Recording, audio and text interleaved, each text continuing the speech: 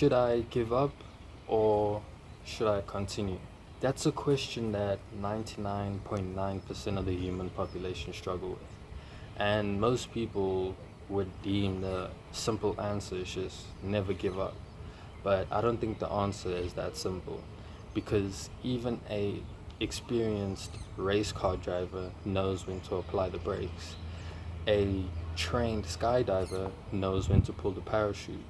And even an Olympic swimmer knows when to take a breath.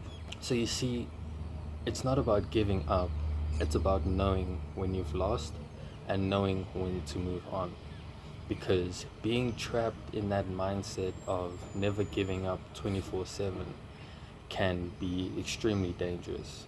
The mentality of never giving up can be a cure for being in tough situations, such as your business is in a rough patch or your ideas simply aren't working out the way you want them to.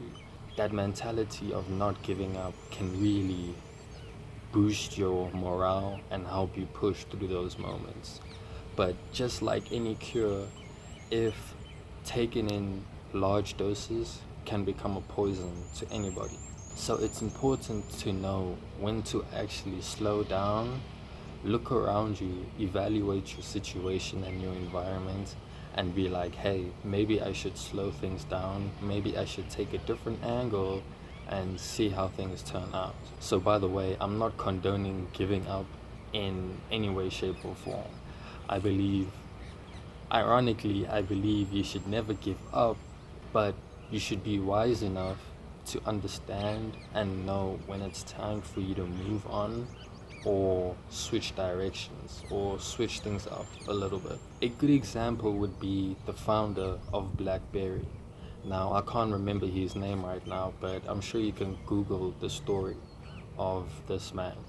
There's actually an entire Netflix documentary about how BlackBerry was invented and how it rose to be one of the best selling phones in the market and how it unfortunately came crashing down so dramatically. So the story goes like this. The founder invented BlackBerry, one of the first digital phones out there that just seemed revolutionary for the people at that time. And this founder was so innovative, was so creative. I mean, he was just on top of things 24/7. But his main downfall was his stubbornness, his refusal to switch things up, to take different approaches, and to basically try new things for his company, for his brand. Now, this actually ended up affecting him very badly because when new smartphone companies started to arise, like iPhone, they started to take a different approach.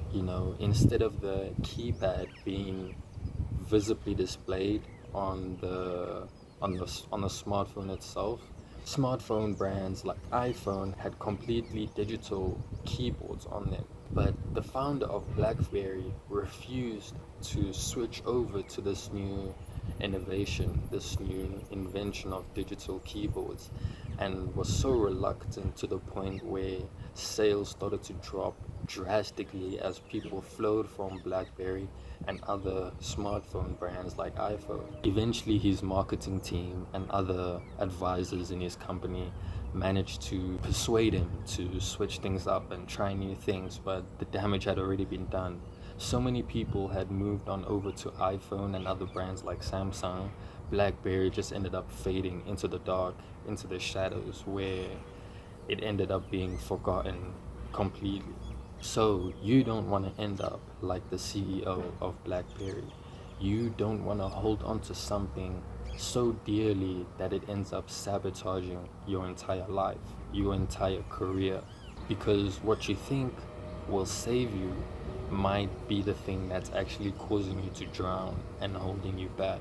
So be brave enough, be bold enough, be courageous enough to let go and step into the wilderness. Take that leap of faith and try something new, because that something new might be the very thing that you need to lead you to success. And I'll say it again, it's not about giving up, It's about knowing when you've lost and when to move on. So don't be afraid to take a step back, use your critical thinking skills, and really analyze your situation and ask yourself, is it really worth it holding on to this idea, holding on to this possibility that might not even work out? Or I could try doing something different for once, and hey, you never know, that might be the one thing that could change everything. This has been the Hillside Journal, and I'll see you guys next time. Peace.